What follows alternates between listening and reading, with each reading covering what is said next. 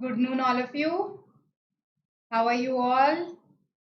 I welcome you to this session. You know me very well, right? And we have been talking about some grammar questions, okay, on various topics, isn't it? So we have done questions on articles, pronouns, right? Today we are going to do prepositions. So do go through these sessions so that you're well versed with various parts of speech, right? Good noon, Sanil. Good noon, Krishna. Hi, Tanvi. Good noon, Rishabh, Sonali. Good afternoon, Vijay. Okay. Hello, Anuja. All right. So let's begin. And before I launch into the questions, I want you to tell me what prepositions are. What do you understand by preposition? By now, you should be aware of the definition of the meaning. So tell me. Good noon, Roosters. Good afternoon, Dharmi. Aniket. Good noon, Omkar. All right. Hello, Priya. Good afternoon, Disha. So tell me, what do you understand by the word preposition? Yes. What is a preposition?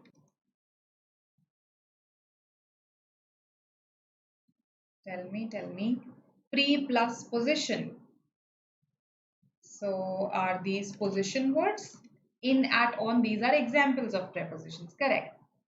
But what do you understand by this part of speech? Why do I need prepositions? What is the role that they play? That's my question.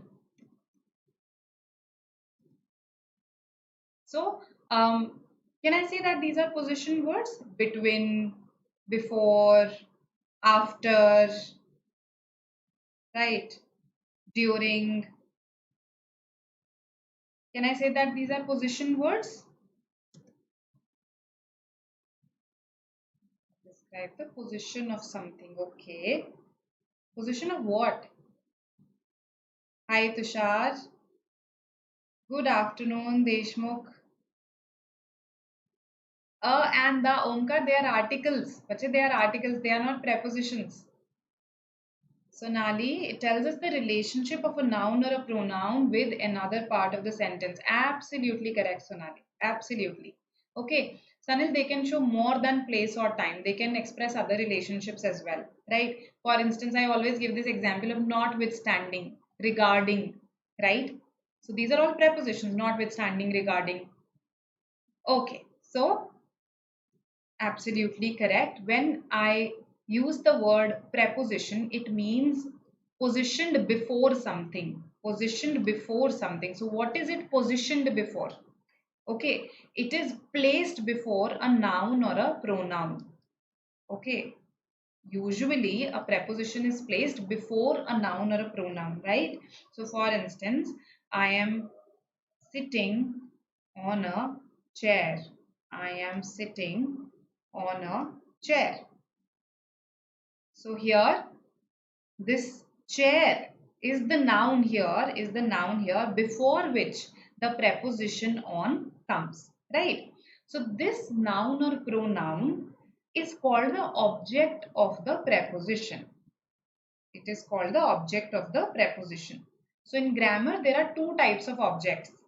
Object of a verb, object of a verb, right? So if I say Riya hugged Priya,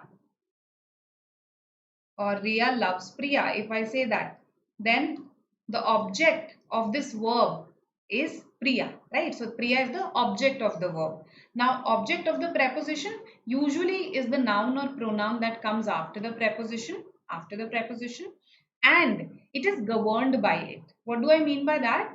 For instance, uh, if I say she gave this to me, she gave this to me.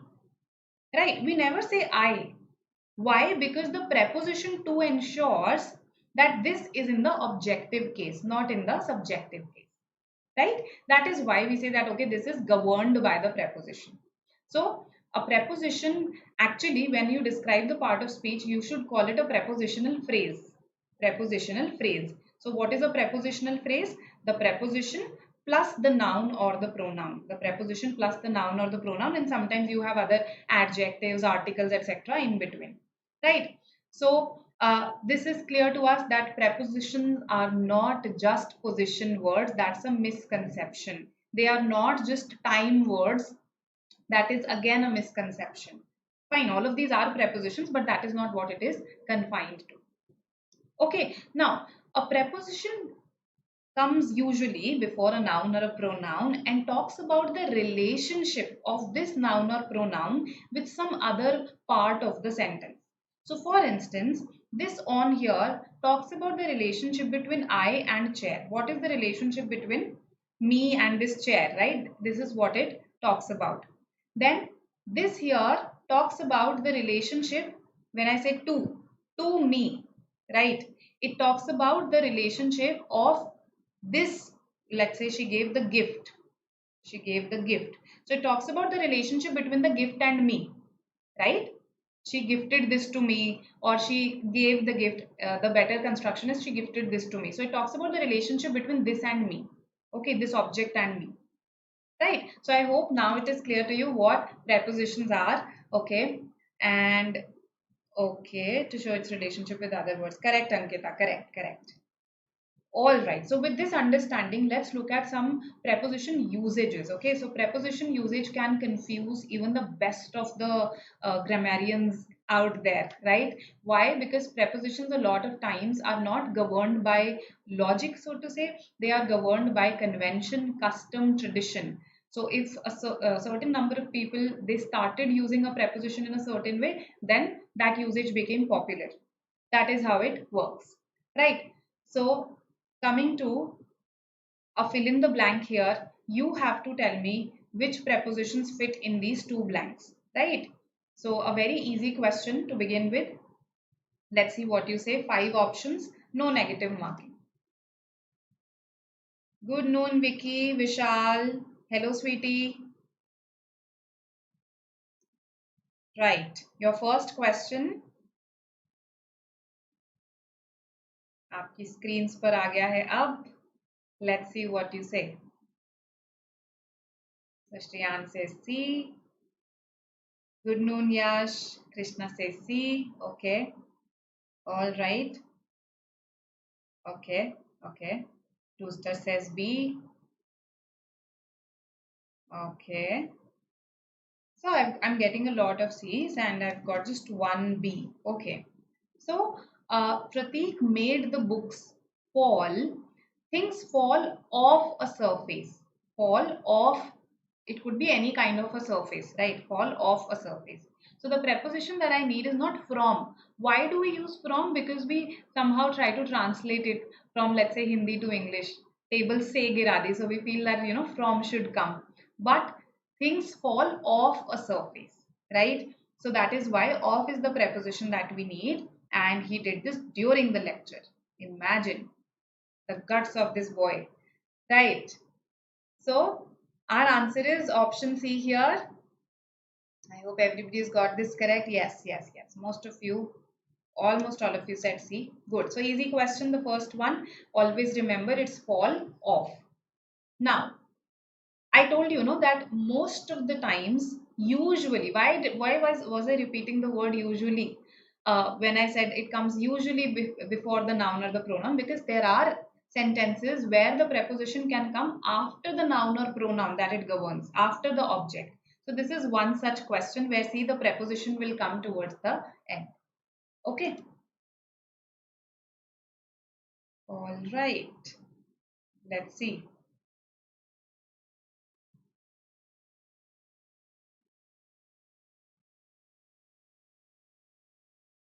The accused has no supportive facts. Has no, this should be supporting facts. Supporting facts. Okay. Supportive is when, let's say, I say that my parents are supportive of my decision. When somebody encourages you to go forward towards something, right? Supporting is something that I need here. Supporting facts. Facts that support his assertion. Supportive is more of an emotional word. All right. So B, C, D, E. Okay, except A. I've got everything. Okay, I've got A also. All right, all right. So prepositions are sometimes complicated because of the existence of what we call phrasal verbs. So this is one such question where you have a phrasal verb, speak of. B is the answer here, right? Now, what does it mean when I say speak of? How is it a phrasal verb? Because it has a verb plus a preposition. So basically, it's a phrase containing a verb. That is why it's called a phrasal verb. Now, to speak of means to speak of. Okay, so that means an evidence supporting something. Okay, so if I say he has nothing to speak of, right? So that means probably let's say I'm interviewing a candidate, okay, and I dislike this candidate because he does not have the adequate credentials. So I say, oh, he has no credentials to speak of, no credentials that serve as an evidence to support his candidature, right? So an evidence supporting something, that is when I use this phrase to speak of. So this person has no supporting facts to speak of. Now, why not the other options? When you speak on a topic that has a specific meaning, that means you're going to talk about it now. Probably it's an elocution, probably it's a debate. You are going to now talk about it at relative length, right? So when you speak about an issue, now again, it also means that you're going to talk about, usually it has a more public relevance again. She spoke about the issue. That means she voiced her opinion on that issue. Right? To speak for and to speak against, these you understand? To take two positions in an argument. When you speak for something, you support it. When you speak against it, you oppose it. So these are this particular one, at least speak of. This is a phrasal verb. It has a fixed usage, right? Now there is another one when we say speaking of this. Speaking of this, let's say this could be anything. Speaking of cost, how much is this book for? How much is this book for? Okay. So speaking of the cost, basically, that means, okay, now that you've mentioned it, so it is used to show that somebody just talked about it earlier, and now you say, speaking of this, how much does this book cost, right? Or how much is this book for, right? So speaking of has this meaning, speak of has this meaning, and these others have separate meanings, right? Okay. I hope now you understand what is wrong with A. For, because that would mean that he is going to speak for something. Okay, so speak for means to take a position in favor in an argument. Okay, then why not C, speak about? Can we use, where can we use of? Speak of. Okay, give me an example of a sentence where you heard speak of. Yes, tell me. Speak of, we speak out on something. Okay, we speak about something, we speak for, against. Speak o double f of, I haven't heard. Okay, o double f, probably not a common usage, right? Off the record, okay, he spoke this off the record, then that has a different meaning. Then that the phrase is off the record. Okay, that means he was not on the record, he was not being recorded, he was not being let's say nobody has evidence of it. That is off the record. Accused of, yes, accused is also followed by of. You are, a person is accused of a crime. Okay, never for a crime. You can't say he was accused for for murder, right? No, of. So it's a matter of convention, right? So phrasal verbs sometimes can be hard to digest because our common sense, our logic might say that, okay, no, this will also fit. But as I said, these are more like vocabulary words. They have fixed usage. Okay, you can't change it. You can't do anything about it. You have to just learn them. Okay. Coming to the next question, error spotting. You have to spot the errors. I am so sorry. I should have marked 1, 2 here. Okay, 1, 2, 3, and this is 4. Yes. So now tell me which parts have an error.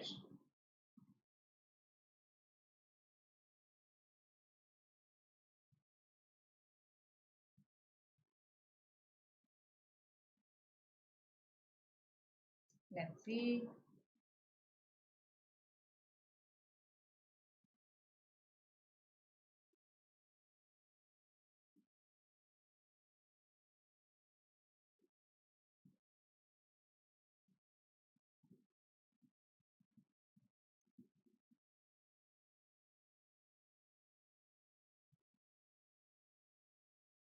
All right.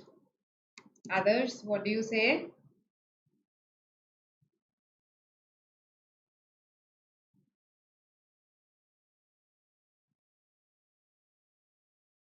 Okay, so basically, so far I've got just D. All right. I've got one B also. Let's see what the others say. A, okay. So a lot of D's, one B, one A. Okay. All right. So this is your classic between among concept. Okay. So in case you are clear about it, I have explained this in previous classes, then this question should not have posed a problem for you. Right. So between now 2 is wrong and so is 4. You are absolutely correct. So how should I correct it? And I think this one is something that must be very clear to everybody, that because there are many options, between cannot be used. We have this notion that between can be used only for two things, but the truth is that it can be used for more than two things also when they have been distinctly named. However, here the options have not been distinctly named. I am saying many options, right? Correct, Sanil. Absolutely. Between and among should be interchanged. Sonali, absolutely correct. Right. We just need to interchange them. Correct, Vicky. So among many options, we ultimately asked her to choose between finance, HR, and operations. Right. So because I am distinctly naming the three entities here, that's why between can be used.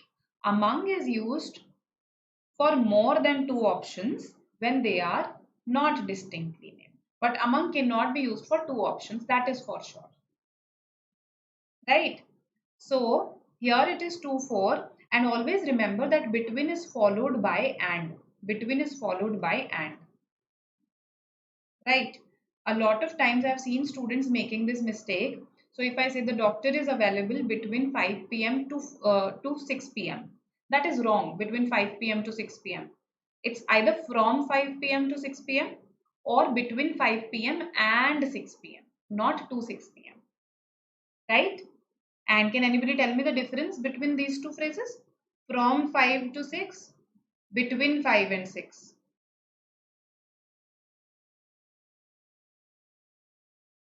Yes. Who will tell me the difference?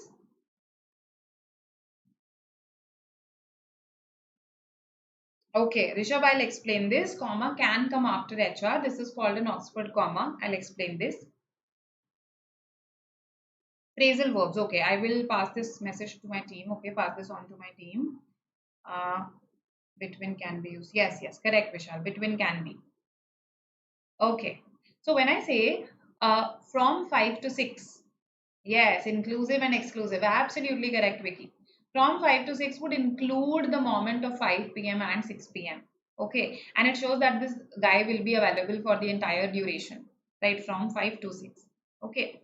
Whereas when I say between 5 and 6, that means, okay, this person may not be available exactly at 5 p.m. and 6 p.m., but somewhere in between this person will be available, right? Correct, correct, correct. Correct, Prem. From to, that is a span, an entire duration that this person will be available for an entire duration. When I say between 5 and 6, that means somewhere between these two points, this person will be available. I can't really be sure 5:15, 5:30. Okay. So that is the difference. Okay, okay. Absolutely correct. Now, why have I put a comma after HR? See, there is something called an Oxford comma. So, usually we were taught this in school, that when you have a list, then before the last element of the list, when you place and, you do not need a comma. And is already there, right? So, you do not need a comma here.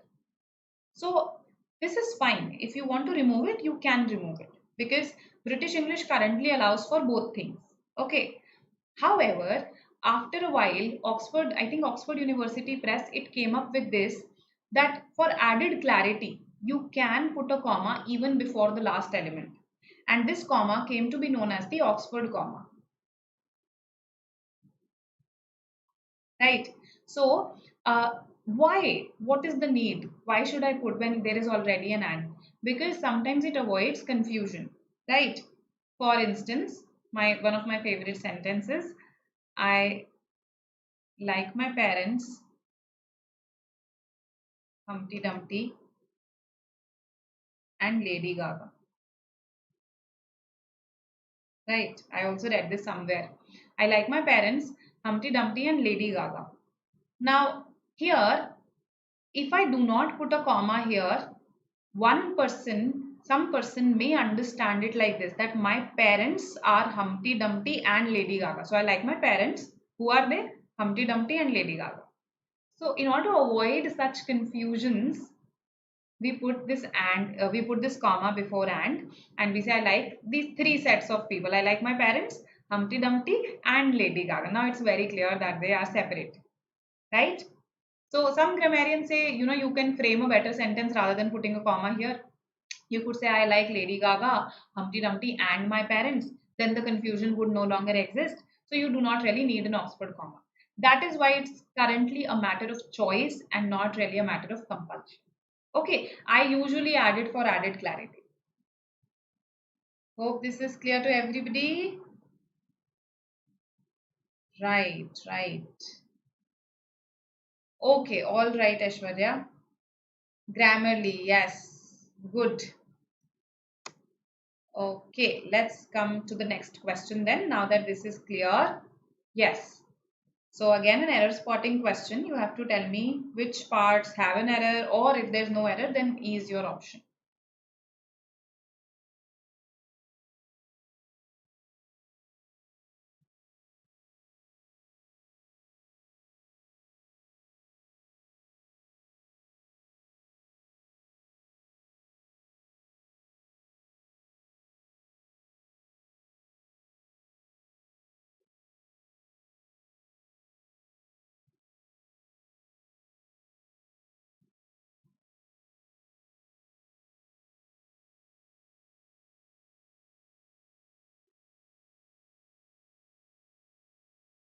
Okay, Sunil says C. All right.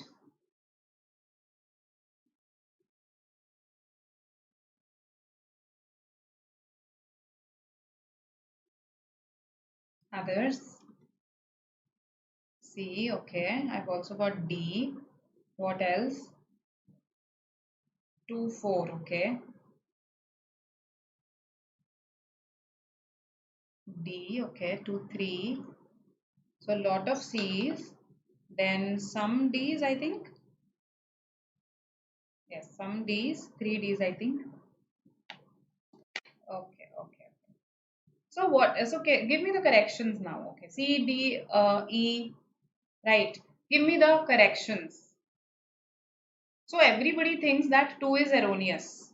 Right. If you say C, then also 2 is erroneous. In D also 2 is erroneous. So my question is, what is the error in 2? Correct it for me. He worked hard at that mathematics problem, or he worked hard on that mathematics problem. Very good, Shriyans. Very good. It should be on that mathematics problem. See, we work hard at a particular goal, something that's more long term in nature. Okay, something that will take step by step approach. For instance, if he worked hard, I could say he worked hard at losing weight or at controlling his anger, whatever. So this at is used when you're talking about some goals, right? Whereas when you're working on a problem, a project, a particular thing, an object, there you use on. So he worked hard on that mathematics problem. So you are absolutely correct that 2 is erroneous. Okay, that eliminates B and that eliminates E also. Now, until 8 o'clock, what is wrong with until here? You said till 8 o'clock. Okay, until both mean the same. Until, if you Google, if you look at your go and look up your Oxford dictionary, until and till both mean the same. Okay, they're just two different in a way spellings of saying the same thing, right? So there is no error here. Just a second. Until 8 o'clock is fine. Till 8 o'clock is also fine, because we tend to use till more. That's why we feel probably that until is wrong here, right? Okay. So no error in 4. Now what do you say? What is the answer now? A or D?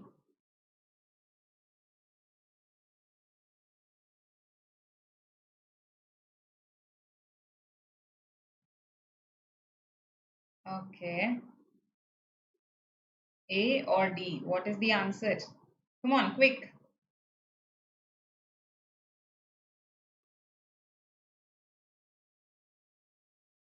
D. So Prem, what is wrong with 3?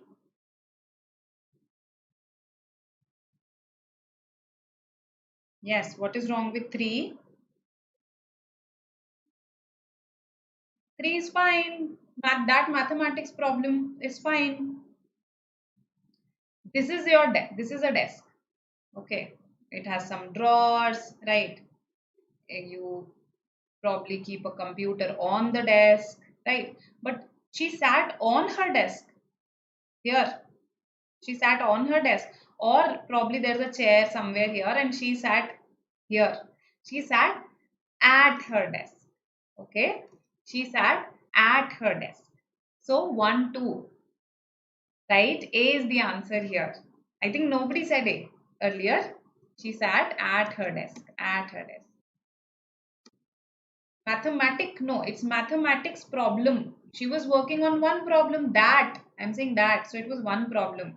Not above the desk.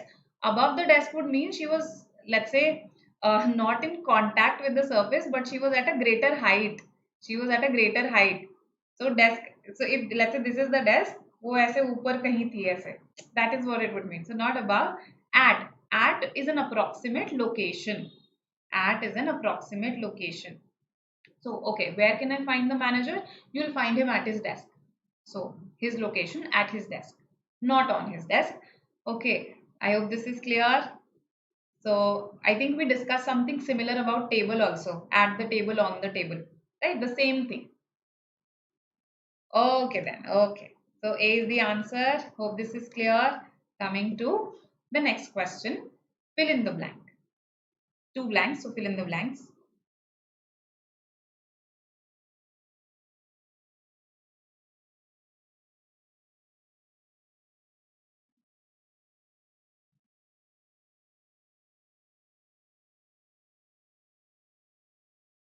Thank you, Roosters.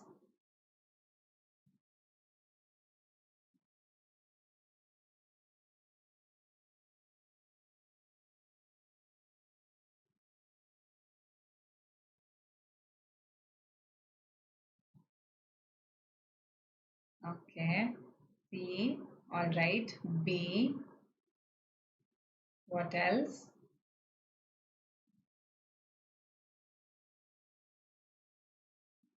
Okay.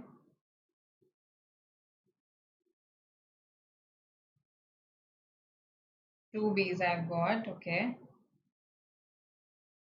D also. One D also I've got. Okay. All right. So primarily C I've got, then some B's and some D's. So centuries. Centuries. Is it a point of time or a period of time? That is what this question was based on. Point of time or period of time? Yes.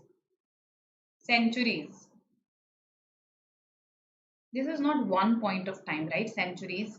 Okay. So in fact, if let's say I talk about 4 centuries, 400 years. So 400 years is a period of time. Okay. Then even if I say 1 century, 1 century for, let's say, change it. Let's change it for one entire century. Century again is a period of time, a period of 100 years, right? So uh, for one entire century or 4 centuries, this is the appropriate preposition here. So it cannot be C. C cannot be the answer. Okay. Now between B and D comes down to at or in. The countryside, when we use this noun, the countryside, we use the preposition in with it. In the countryside. Okay, it refers to an area. Usually, this area uh, that is, near a city but is relatively rural. That area is called the countryside. Okay, so in the countryside, they live in the countryside. I'll not say they live at the countryside. Okay, you live in a place anyway, right? So this rural area, this land usually adjoining a city, that is called the countryside. Okay, it could not adjoin the city also, it's not a compulsion. Okay, so for and in, that's the answer here. D Delhi, D Delhi. So this should tell you that you need to read a little more about prepositions. And I have told you time and again that Renan Martin is full of questions on prepositions. Okay, so many preposition fill in the blanks. Okay, so why don't you open it once and attempt some of them? Right, it will really open up a new world to you, right? Because prepositions, not knowing the correct prepositions, it's actually not something that you should be bothered, not bothered, you shouldn't be bothered about it. It's something to be ashamed about, because a lot of people get prepositions wrong, because a lot of times it depends on the region, it depends on the context, it depends on the grammatical context, all of these, right? Okay. For refers to a period of time. Yes, yes, but since is for a point of time. Since, point of time. So since Monday, since 1991. So 1 year, 1 day, right? Basically, I mentioned the day, right? Mentioned the, so it's a point. It's a point here. Whereas 50 years, that is a period of time. So it will take for 50 years. Okay, for a century, right?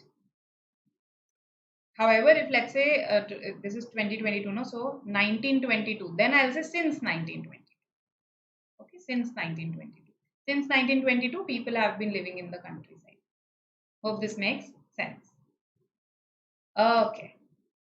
All right. So I hope you've been enjoying the session. This is not the end of the session, okay? This just means that we are halfway through, right? If you have enjoyed the session so far, please go and press the like button. If you have anything that you would want me to discuss, you can add it in the comment section. Vicky, you added a while back about probable starters questions, right? So I did take up one such question in one of the sessions, right? Why I didn't take up more such questions from your previous year memory based papers is that some of them actually have not been framed well. Okay, so basically these memory based papers are not your actual papers, whatever is available on the internet. So some people probably noted some of it down, okay, or memorized some of it and then reproduced it on the internet, right? So a lot of times they miss the instructions, a lot of times they miss the needed words in the sentence. So in a lot of probable starters questions from the memory based previous year papers, this is what I have found out, that some of these questions don't make sense, right? That is why I didn't take up more such questions. Usually such questions have to do with conjunctions, right? Because usually two sentences are given to you and then you are asked the probable starter that would join the two sentences, right? So it could begin from, let's say if these two are contrasting sentence, then despite could begin them, though could begin them. So it's actually a matter of conjunction, right? Okay. Since versus from. No, Vicky, since versus for. We were discussing since versus for. Since is used when I mention a point of time after it. Whereas for is used when I mention a period of time after it. Okay, sorry. I think this must have got hidden behind my head. Just a second. Since, for, point, period. Okay. So now, what I am trying to say here, what is a period of time? A duration. Like for instance, 5 minutes is a period, right?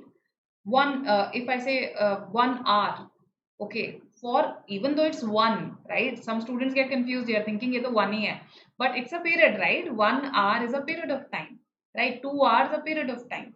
Then years again, 50 years, right? So centuries, years, millenniums, these are periods of time. Whereas point of time is when you mention one specific day, let's say Monday, one specific year, 1922, one specific century, let's say, if I say since the fourth century, since the fourth century. Right, now I have mentioned one particular century. You get this? So this is the difference between point of time, period of time. Okay. Since, yes, since gives you the starting point. Since gives you the starting point. For gives you the duration. Correct. Pranav. No, this is not how it works, Om. So for instance, if I say for the last 5 centuries, for 5 centuries, so this is a number that is written here, right? I could write it like this, but for 5 centuries, it's a period of time. So don't go by that logic. That's why I clarified it. Okay. All right then. Vicky, I hope you are in the session and you've heard what I've said about probable starters. Now, coming to this question on finding the correct sentence, right? There are 5 different sentences given to you. One of them is correct. Tell me which is the correct sentence.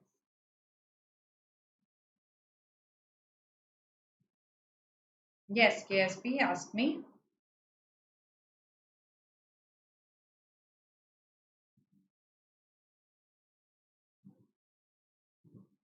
This is a session for MAHCET.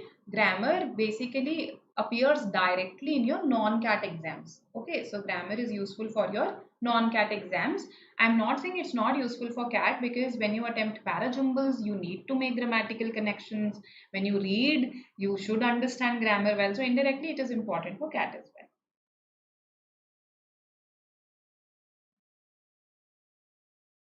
well. Okay, so Vicky, are you getting these in your DILR section or in your verbal ability section? Because in DILR, in mathematics, basically, I have seen such questions. They're common.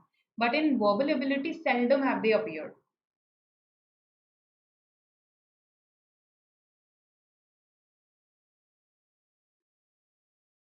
B, D, A, okay.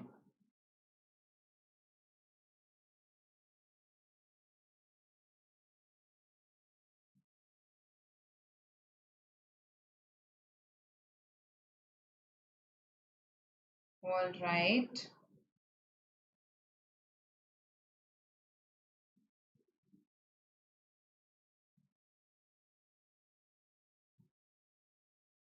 B, D, A, okay. D mostly I've got, followed by A. It's D. Sunny is sure about it. Yes. So, good. D is the answer. He is different from his brother in a good way. He is different from his brother in a good way. Okay. One thing is different from the other thing. So, good. Now, let's look at the errors in the other sentences. So, the next popular option was A. She is different than. No. Different is not followed by than. Different is followed by from. Why? Because here I am not comparing. I am just saying they have different qualities, let's say. Right? So in that sense, a comparison is happening. Than is not something that we put after different. Just like we don't say elder than, we say elder to. Same way. Okay. B. I beg to differ from you regarding this question. This is multiple errors. So I'm glad that you didn't say B. Now, so I beg to differ. First of all, this from you is not at all required. When you simply say, no, I beg to differ, it's very clear that you disagree with someone. Oh, I beg to differ. That is it. This is sufficient. I beg to differ on this question. I beg to differ on this question. Also, in case you wish to add this, although this is redundant, but still if you do, then with you makes more sense. More sense. I beg to differ with you on this question. Right? Differ from usually has this meaning that, okay, the two things are different. Differ with shows a disagreement. Right? So I beg to differ with you on this question. B had multiple errors. Right? And you can delete this from you entirely. That is also an option. Okay. All right, Vicky. So I think once or twice it may have appeared. Okay. I will bring those questions. Okay. And we'll discuss how to attempt them. Right. Probably false. Probably. These are the degree of certainty questions. You must have seen them in your LRDI, quant, etc. The logic that we apply is similar. Okay. Now, coming to C, your car differs with mine. It's like the cars don't agree with each other, right? So, this one should be from mine. Your car differs from mine. What is the difference? Now, this is very clear to us. This has to be between because I have named the choices, right? So, uh, prepositions primarily here than should not be used. She is different from. Okay, here with is better. Here from should be used. Here it is correctly used, and here it should be between. Okay, so some challenging questions today. Yes, find the incorrect sentence now. The incorrect sentence.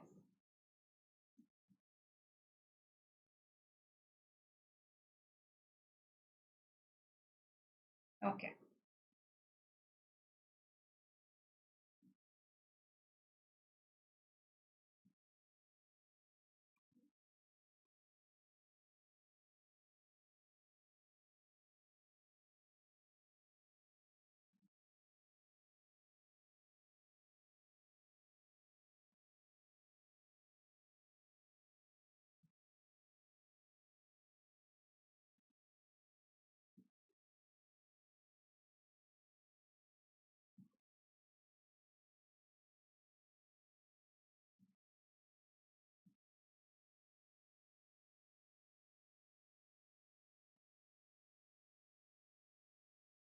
Hmm.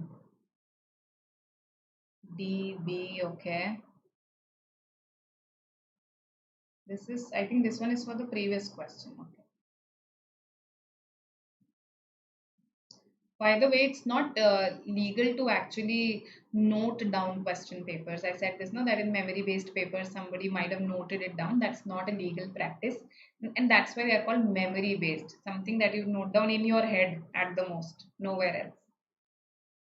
B, D. Okay, so you also shouldn't try it. Even if you're not serious about your attempt, you should try that at least. Okay, A and C, that is 2. Okay, 4. All right. By B, you mean option 2. I'm assuming that. Okay, okay. So I've got, in a way, I've got A, B, D, these options, right? C, I haven't, and E, I haven't. Yes, if I go by your nomenclature. So let's see which is the incorrect sentence here. Her novel was compared with the work of Tolkien as both bore an uncanny resemblance to each other. Okay. Shall I compare you to a summer's day? Shall I compare you to a summer's day? He compared children with young trees. He compared children with young trees, both still growing and able to be shaped. I think if I, as a layperson, read this, then C will, really appear awkward to me because he compared children with young trees. बच्चों को trees के साथ compare करने लग गया. Like how? Why? Okay.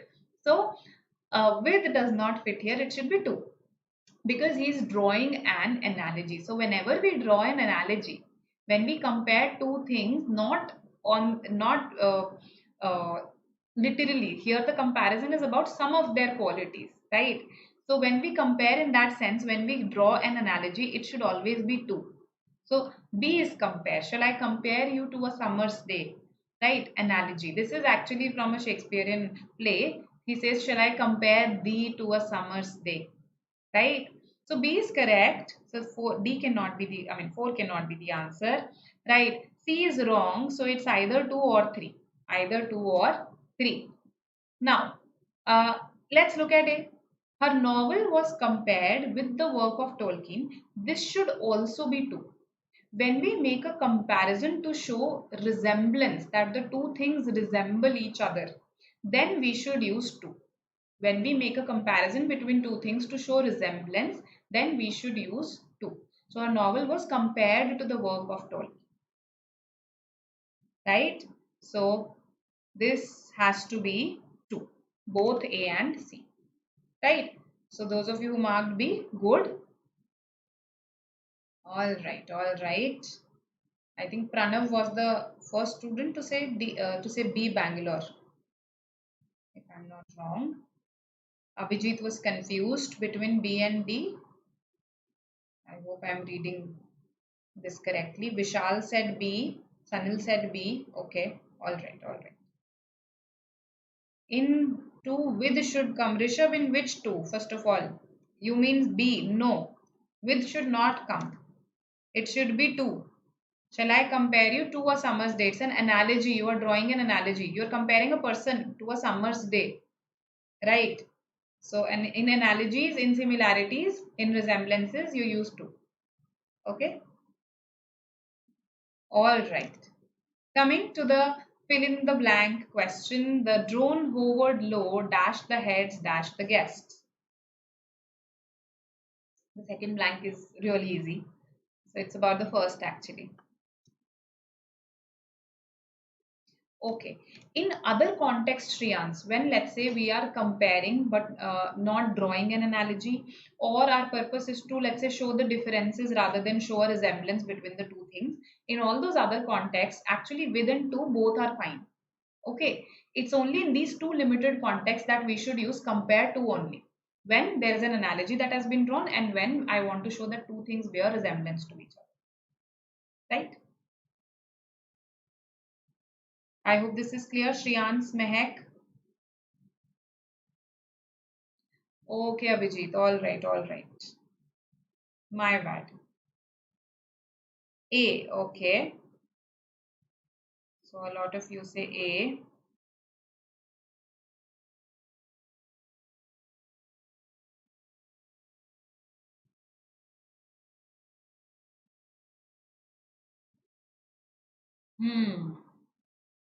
So why not C?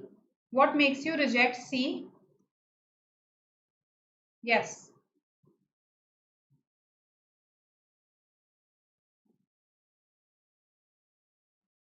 What makes you reject C? Tell me. Why do you feel it should be hover above and not hover over? Yes.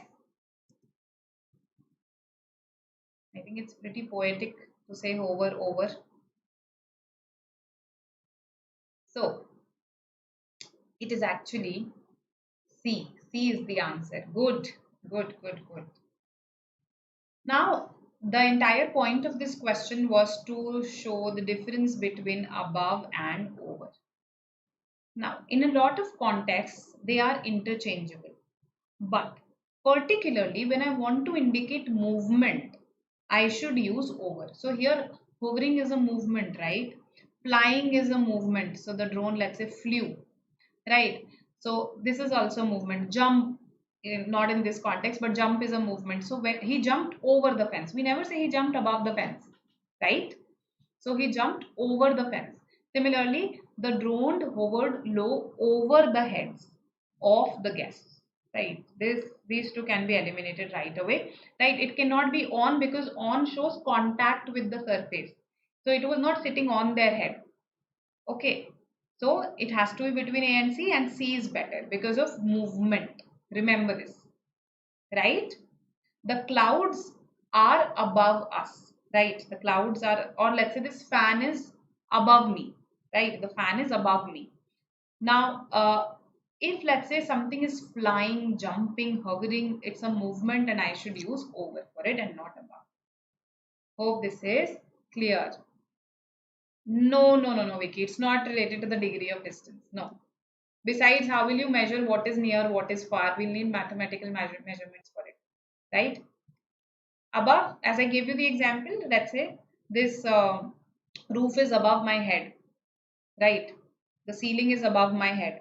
So here, no movement is happening, right? I can safely use above. So above is used when something is at a greater height but not in contact. At a greater height but not in contact. For contact, you use on. Over is used when something is at a greater height also and is moving as well, right? At a greater height but not in contact, above. At a greater height, not in contact and moving also, then over. Okay. So when is to added to? On. Okay, that is on to. Again, when you want to indicate some movement. On versus on to. On versus on to. Right. So you usually add this to with on when you want to indicate a movement specifically. So if I say he jumped onto the bed, he jumped onto the bed, right? So again, this onto is more appropriate here because of the movement. He jumped on the bed is not wrong. He jumped on the bed is not wrong. Okay, it has a slightly different shade of meaning कि वो bed के ऊपर उसने jump करा, right? He jumped on the bed. Whereas he jumped onto the bed shows as if he was, let's say, first standing here. Now he jumped onto the bed, right? Onto the bed in the direction of the bed. I hope this is clear, the difference between the two. Okay, okay. All right. I hope this much is clear to you. This much is clear to you. Right. Now, coming to our next question, phrase replacement. Yes. So you have to replace this underlined phrase here. Tell me, what should be the answer? Yes.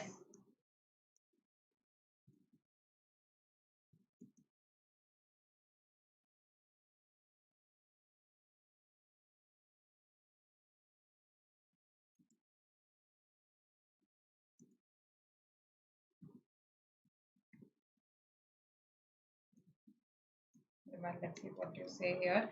Now this, please be careful in marking these questions, okay? Look at every kind of error that you can think of, that you can spot.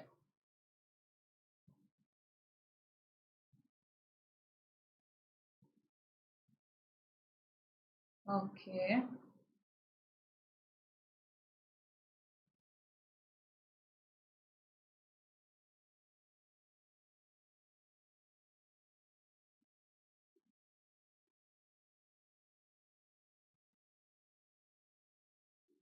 E, all right.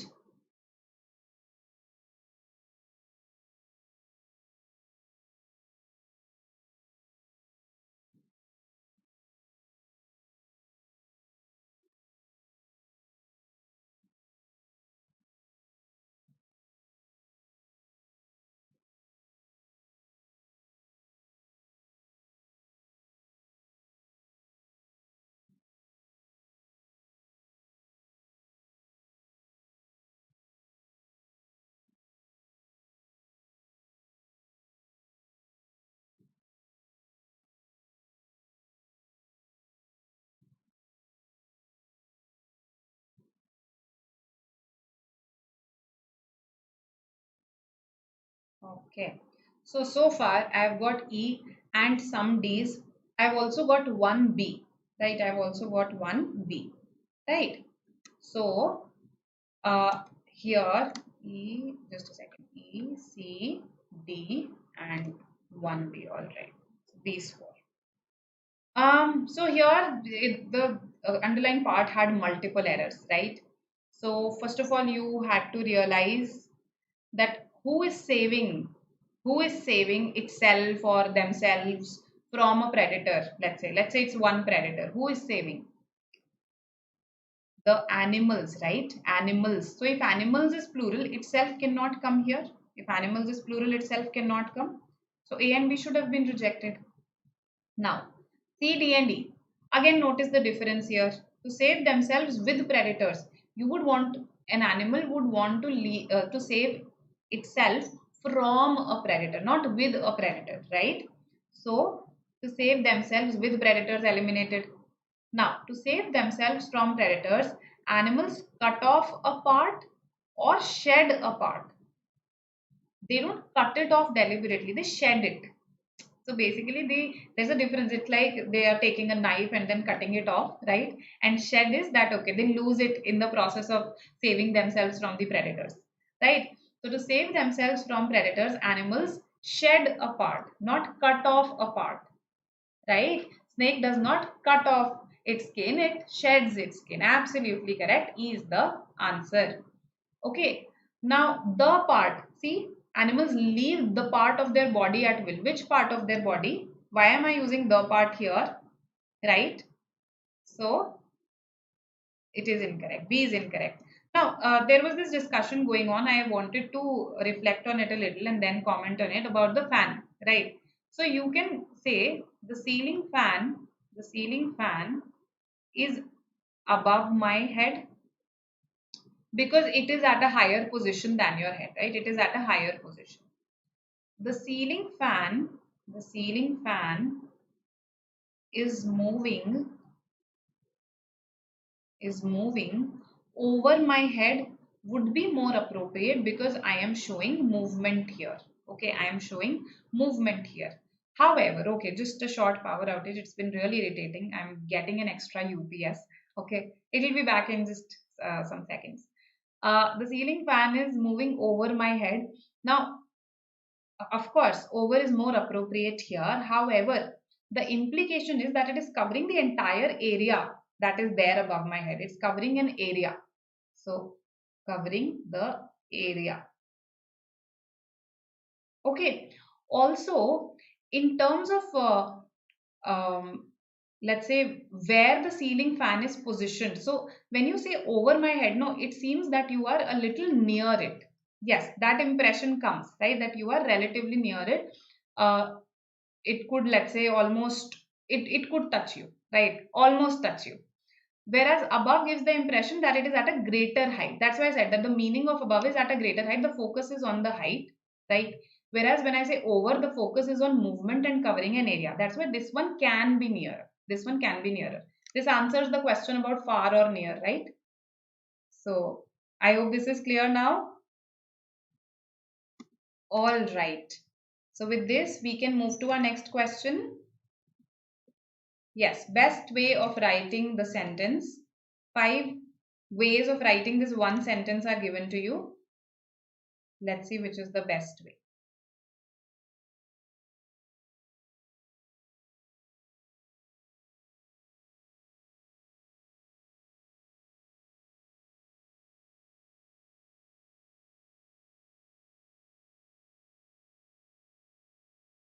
Yes, it is over there. It is correct. Correct usage. Okay. See, any preposition has multiple meanings, multiple usages. You know, when you just go to the Oxford Dictionary and write on, you will see so many entries there because the preposition on is used in so many contexts.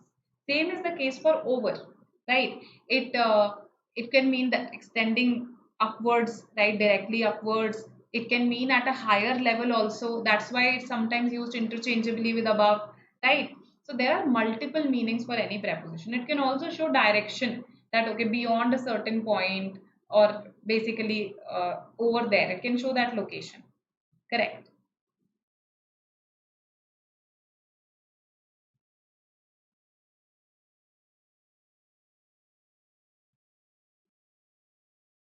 B, D, all right. Okay, okay, good. A lot of you are saying B. What else?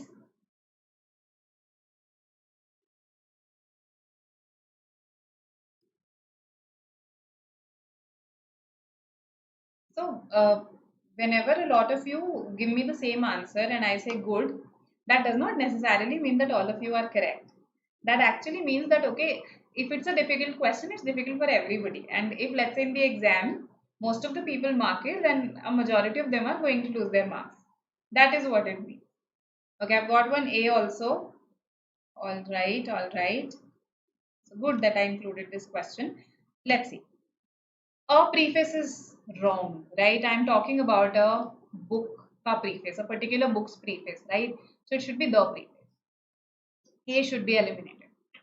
Just on seeing this, there are other errors also, but the preface of the book or the preface to the book, That is what it comes to now. The next thing that I have to decide. It is always to the book. Okay. The preface to the book. Preface is followed by the preposition to when we mention the book afterwards. Okay, you write a preface to a book. It's like an introduction. You say this, no, the introduction to the book. This is an introduction to the book, right? So a preface is an introduction only. So it should be to and not of. The preface to the book just introduces it. That's its job, right? It comprises five more sections, or it consists five more sections. So that is something, another thing that I want to teach you. Comprises is not followed by of. Comprises means consists of. Comprises का मतलब है consists of. The of is already there in it. Okay, you don't need of with it. Okay, so C is the answer. Consists is always followed by of. Consists is always followed by of, except in very limited usages, which are some of which are archaic also. So it consists of five more sections. Right, so C is our answer here. All right. Did anyone say C? No, I think no one said C. All right. So these last two questions, in these last two questions, I tried to introduce other concepts also, like articles, right? So that you understand that in the exam you are going to get such miscellaneous, in the sense mixed questions, right? You'll not be questioned on just one concept. I hope this is clear to everybody. Any queries, ask me in whatever we have done. Why we use what? I didn't get you. The preface to the book just introduces it. It comprises. So there are two errors in E. We don't use of with comprise. Yes, correct, correct. Priya, which part is not clear? There are multiple errors in these sentences. So a preface of the book just introduces it. When I say it comprises of, let's say, reading this itself, of five more sections, that means I am talking about a particular book that has five more sections. So this is not a general statement that I made, that about, let's say, I am not defining preface here. That's not the purpose, right? So this should have been the, because I'm talking about a specific book, as has been clarified later on. The preface of the book is incorrect. Preface is followed by the preposition to, because it serves as an introductory thing, right? So an introduction to the book, that is what you say, right? This is an introduction to the book.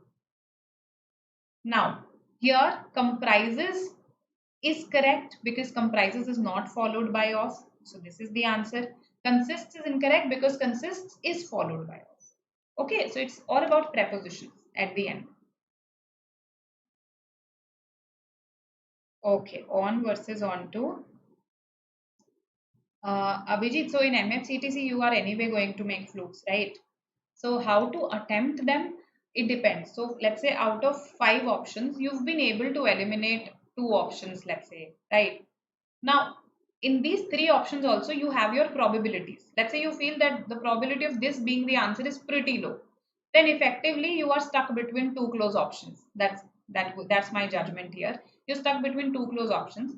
So if, let's say, now it depends on the kind of question. Let's say if it's a vocabulary question and you simply don't know the meanings of these 2 words, you have no idea whatsoever. You don't even have an idea of the word that was mentioned in the question, whose meaning has been asked here.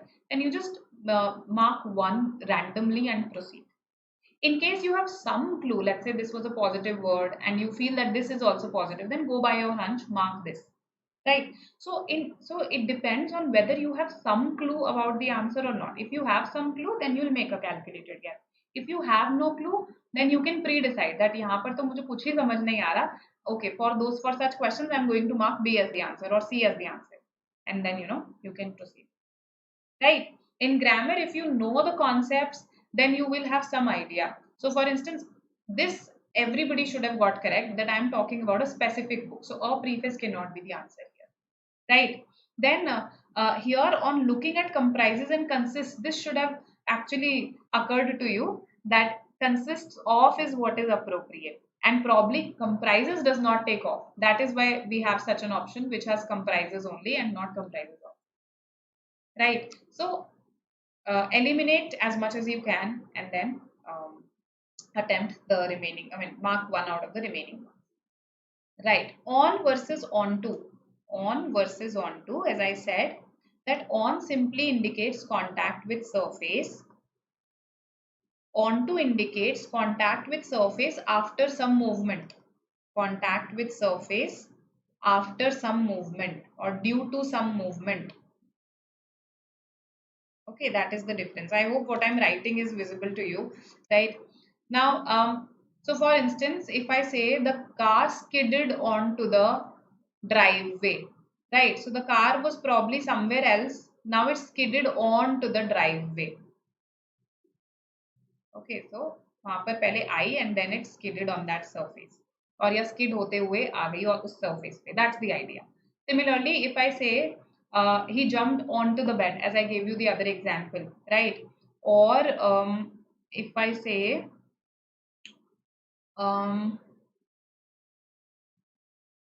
have an example, but that works for both on and on too.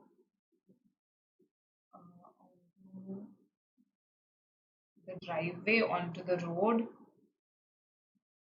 So if I say the books fell onto the floor, that is also correct. If I say the books fell on the floor, that is also correct, right? So in some circumstances, they are interchangeable. But whenever your purpose is to emphasize movement, then you should use onto. Okay. They went up onto the ridge. If I say they went up onto the ridge. Now I'm trying to show that they went from somewhere else, but ultimately they went up onto the ridge. Right? We got onto the train.